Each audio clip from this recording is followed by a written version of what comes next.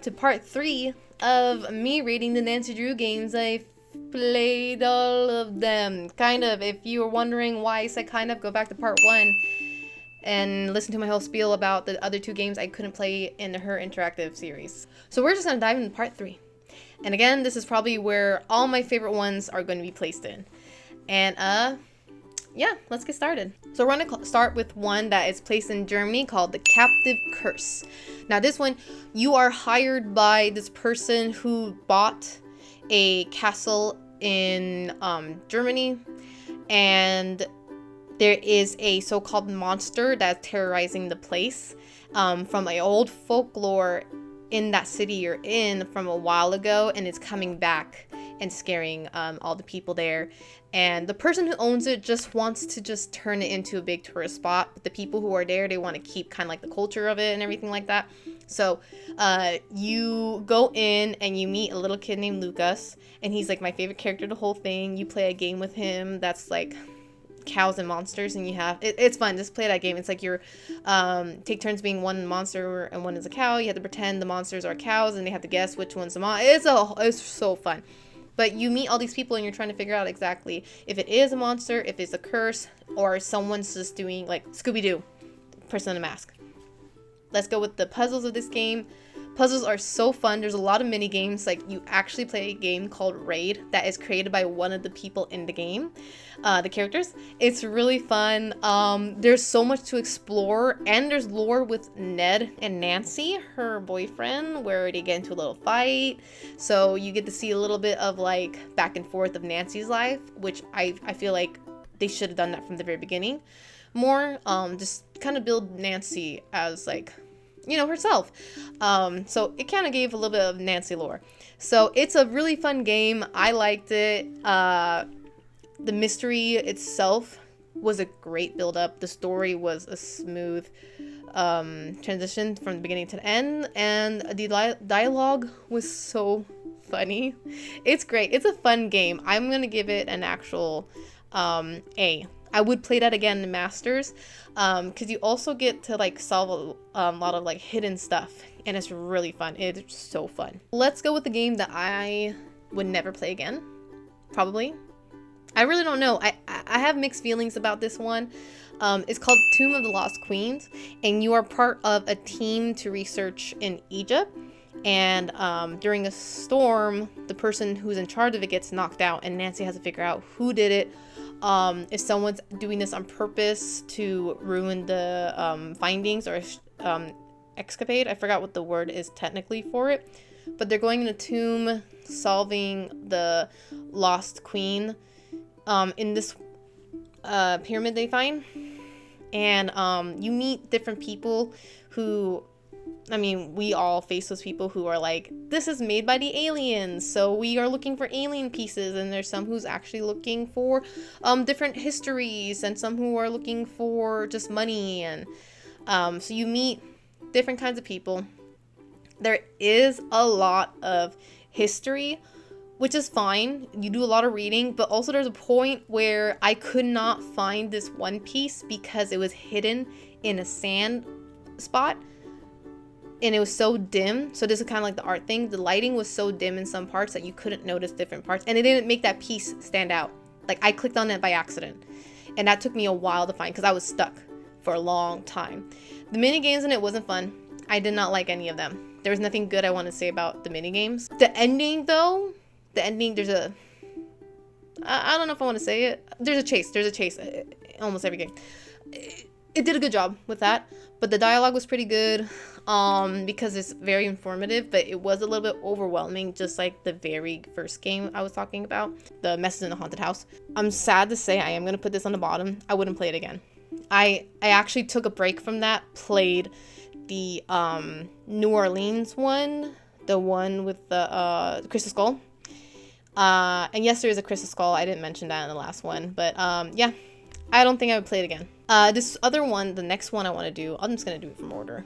Alibi and Ashes, which is kind of different because you don't just play as Nancy Drew, you play as Ned, Beth, and George, and you can pick who to go between, and how you want to pick who you're going to play as. depending on who you're going to question, because some have good relationships with other characters than most.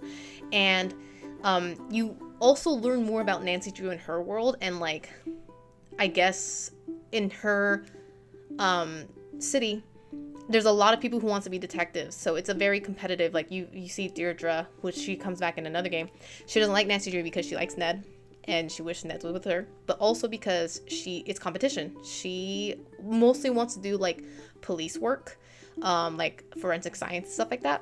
So that's the difference between them two. But you get to get ice cream. You also have to solve a crime that was blamed on Nancy. So Nancy is actually in jail for most of this time, but because the sheriff knows her, you can walk around in the police department, but you can't go out until George, Beth, and Ned collects evidence, brings it back inside. I will say for the puzzles for these evidence were fun because there's a lot of interacting with other people. You get to play some side games. Not a lot of like puzzles like type stuff or like clicking and stuff like that. It's more of talking to this person. Okay, we need to distract them. So you go as another character, distract them while the other one's talking. So it's like that. Art, pretty good. I like the transition of the colors of like a very monotone when you're getting arrested to a bright as you escape, pretty much. The dialogue was really good. The interactions with each, like Deirdre, like I mentioned, she doesn't like Nancy. So, but when she talks to Ned, she loves talking to him. It's so different. But when she talks to Beth and George, she's like, whatever. Like, yeah, but I think I'll put that in a B because I don't know if I would play it again. If I did, I don't know, I might play with Joe just to see. This next one's called The Deadly Device, which you are also solving another murder. It happens in a lab where it's like this, they're working with Tesla coils. One of the founders of this lab gets electrocuted to death, and you have to solve what exactly happened because there's a glitch in the camera. So this is very like modern times kind of Nancy Drew. You also get to make like 3D printed items and fill in pieces, talk to other programmers and other people who have similar like ideas with each other. There are characters who are like, you're not smart enough to be here, so don't ask me any questions, where some are like, I'm building robotic dogs, like what's up? So it's really cool. It is a lot of reading, and I'm not really the type that likes to read a lot because I get distracted really easily, but it was a fun game when it came to the puzzles because there was a lot of games into them. There are some puzzles where you do have to memorize math equations, or like you have to make a chemical, and of course it is very important to know the amount because you know it can explode, which I did a lot. So but the art was very modern. It was probably one of the best from, of course, when it started, because again, early 2000s, this is like recent. So I like the art. The dialogue was great because every character was so unique. Some were really mean and some were like, yeah. Also, Deirdre is back in this. She's actually asking, you have to ask her a favor, but she's also asking you a favor. It's a whole thing. So, I liked it. It was fun. You get to learn some cool, sciencey stuff. So, that topic is not for me, but I still had fun. I think I'm gonna give it a B. This one is where the puzzles were very out there. This is a one, I don't know if I said it in the first one, if it kept it in there or not, but it literally is one of the games where you have to solve a puzzle from getting the fourth letter of every word of every gravestone. Also, you need to count the amount of ladybugs in the sea. I don't know. I'm making that part up. The first part was real. The second part of the ladybug's not real. But it is called the Ghost of Thornton Hall, and it's on the island of the Thorntons, and you have to solve where the missing bride-to-be is. And you learn history from the groom-to-be, the mom. There's actually like paranormal stuff into it. It's just the puzzles were kind of out there. I remember I was getting mad because it was like, you would think like, oh, I need to get in here. I don't have a key. Oh, let me go back and get a hairpin or something small and try it. And you would think you would do that, and you try, and Nancy doesn't do anything, and it's like you have to get a screw to unscrew the. It didn't make any sense. It did not make any sense to me. I was not having any fun with it near the end. So I think for this one, the art was good though, because it gave kind of like a dark Victorian. So I like that. The dialogue was pretty good. It is, I think, still in America. I don't remember where exactly it is, but they did good with the dialogue. So I'm gonna give that one actually a C, because I would never play this again, but I still appreciated the journey. So not like the others, that's on D. This next one I was so excited for. I was really interested in learning the more of Nancy Drew lore, and it is the Silent Spy, where it's in the name. You are a spy for a bit. Nancy Drew, and throughout the game, only talks to her dad. She never talks about her mom until recently. You figured out in some games that her mom has passed away when she was younger. So you get to learn that her mom was a spy. Big whoopsie-doo. And she died doing a mission. And it's somewhere in Europe. I don't remember where it was. I think it's Scotland. And the company that worked with her, the agency, contacts the daughter to come back and solve what she didn't. Years later. Why would it be this many years later? And so you get to work with the secret agency.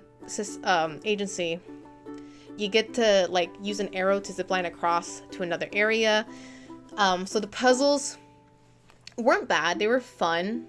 Near the end though, you have to match flags to like router codes. That wasn't making sense at first.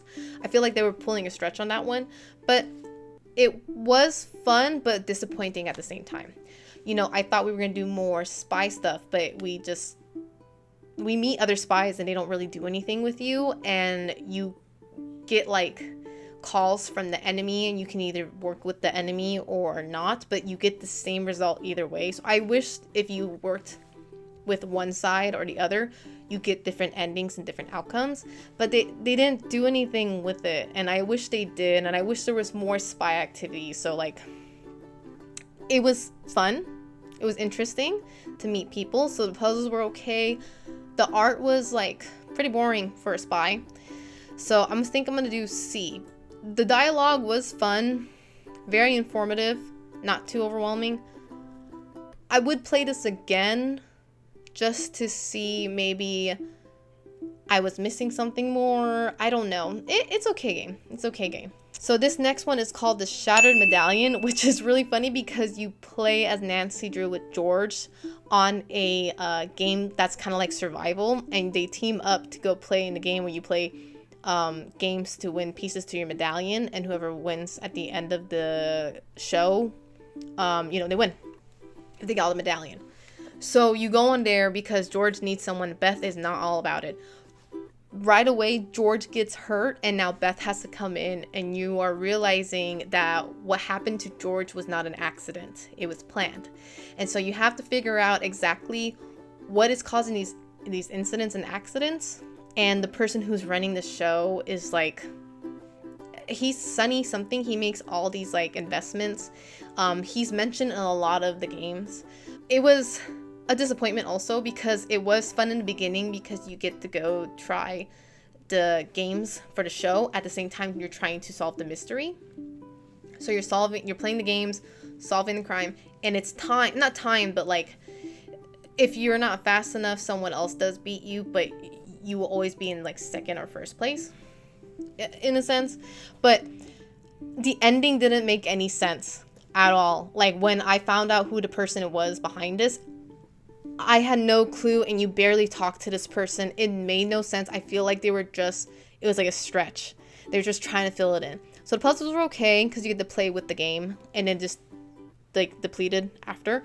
The dialogue was okay because I didn't get a lot of information from people. Like the only person was this rugby player. That's it. The art was good. It was very vibrant and felt very tropical. So I liked it, that part. So this is probably going to be a long one too. It's in the C section. Not too bad because I did like the games and the art. It could have done better. Okay, so this next one is for all my Olympic fans out there, those who likes the Olympic mythology and everything like that, like Hercules, and Medusa and stuff like that. So in this next game, it's called Labyrinth of Lies. So Nancy Drew gets asked to go help with this art thief that is in a Greek mythology museum, and at the same time there is a theater group, love our theater group, who does a performance of Persephone's Winter, the one where I think it's the one where he can't look back. Oh, what is the no? She is told to be forced to go into live with hell. Correct me if I'm wrong. Someone put in the lore about that in the comments down below. While that's going on, Nancy Drew has to figure out who is the art thief. How are they getting away with this? There is more to it than just the theft. And you get to play these puzzles, finding out that some people who are in the theater group are plagiarizing art pieces from other museums and selling it on the side. You find out some people had a history with crime in the past, and this is their way to fix it. Or like you meet criminals, and the Hardy Boys are there on the phone to help you out. And it was fun because this actually was the longest game I ever played in Nancy Drew. And I played this during at our honeymoon when my husband got sick, and I was playing this game while he was recovering for a day. And it had the biggest set, because you go down into the set of the performance they're doing, and it's just like each scene had its own giant set, and it was so cool. And the puzzles were actually very interactive, and it was very relatable to what you were finding around. So I liked it. It was fun. The art was really good. It was very modern, but also had its own style to it. The art pieces in the museum were very vibrant, and I like that a lot because it stuck out to you, like museums should make it. And the dialogue was really good. Everyone was different, and that's what you want. So it was good. I liked it. I'm gonna give it a B, because there was some, I think it's a little too long for a Nancy Drew game. That's my only thing. I would play it again because those scenes were pretty good. You know what? Let's move it to A. Yeah, no, not S. Let's move it to A. Yeah, let's just do A. I like it. We are down to our last three. So this one is called The Seven Seas.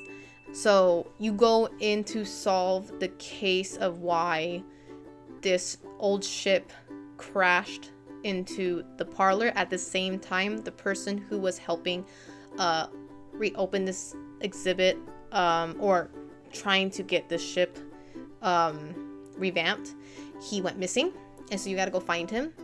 And you find, like, he has a girlfriend that he left, a doggy too, poor doggy, so cute though. So you get to know the history of the place, you get the history of the treasure.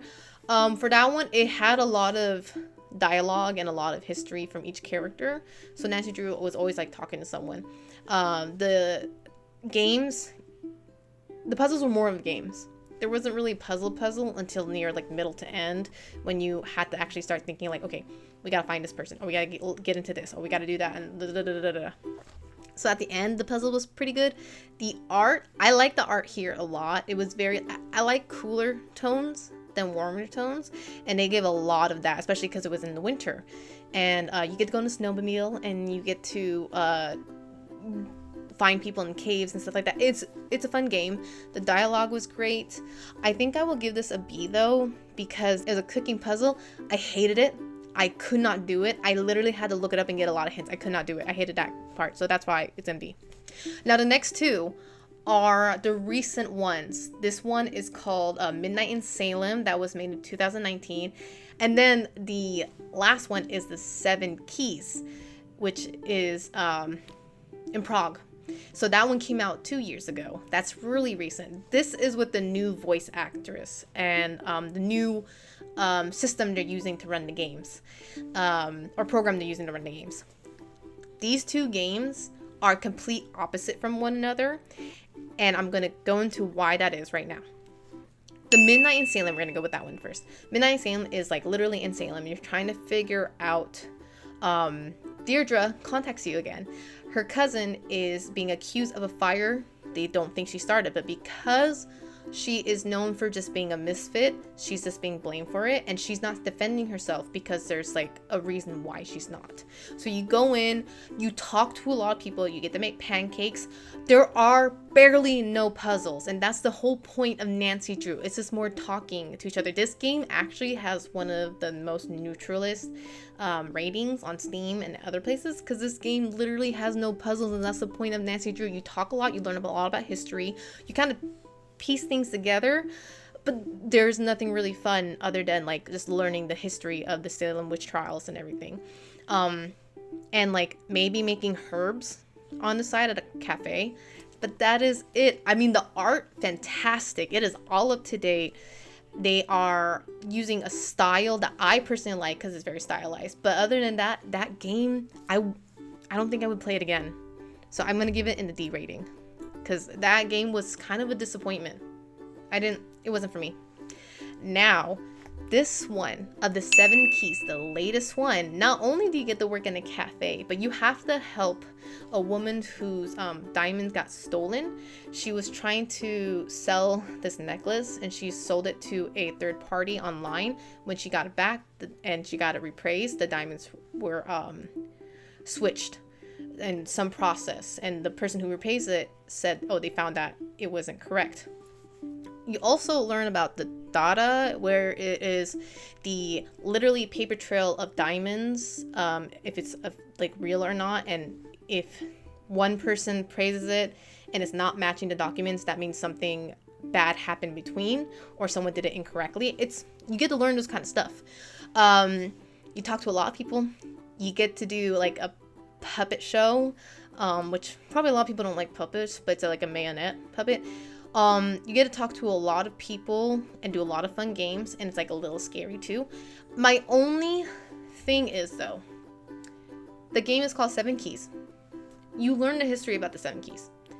It literally says you cannot get into the room you're looking for without 7 people at the same time turning the key, so now people can steal it and then open it up, right?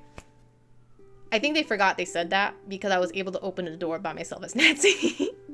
So that was the only, like, okay, at the end you're just kind of pushing things out. It didn't really make sense why the bad guy did her thing. Like, she kind of did, kind of not. But I think it was better, like, as the 2 newest ones, this one was better than the Salem one, because there was more puzzles, there was more things to learn. It was a fun game though. I liked it. Of course, like making the coffees, because you can literally keep playing over and over, and you get to make a latte art. It's really funny. If anyone knows any good like coffee simulator games where you actually get to make the coffee and stuff like that, please put it down in the description below. I really need to find one. The ones I found is like, it's okay. For this one, there was only one puzzle I had to look up because I could not solve it. It was way over my knowledge. And I think I'm going to put this one in the S rank. So there is that. We did it, guys. We rated every single Nancy Drew game I played and finished. Didn't think it was going to be a 3-parter. I honestly thought it was going to be 1 part. I didn't think about that. Or 2 parts. And just in the middle of recording the second one, I go, we got to make 3. So this is my rankings. It's actually pretty almost equal, except for A is like literally the most right here. But yeah, I mean, for my S rank, I would literally play these games again over and over. And the D ranks, I'm sorry, Her Interactive. I don't think I can play those games again. Maybe if they got remade or something like that. I don't know. Salem is pretty new. But great concepts though. I like it. I love the Nancy Drew games. I love mysteries. That's why Lisa Lee Mysteries is out there. And I'm actually in the middle of recording the newest season with some returning faces. And I'm actually no, I'm not going to tell you this secret. So you just have to watch and find out. If you guys like this video and you would like me to do more of something similar to this, like, comment, ring the bell for more notifications, and subscribe if you want to see some cool art and some other fun videos. Thank you guys so much. I will see you in the next episode And if you want to support a small artist, also go on my Coffee page if you want to do a one donation, or go onto my tier section where you guys can get rewards depending on what tier you go on to. Anyway, that's that. I'll see you guys next time. Bye!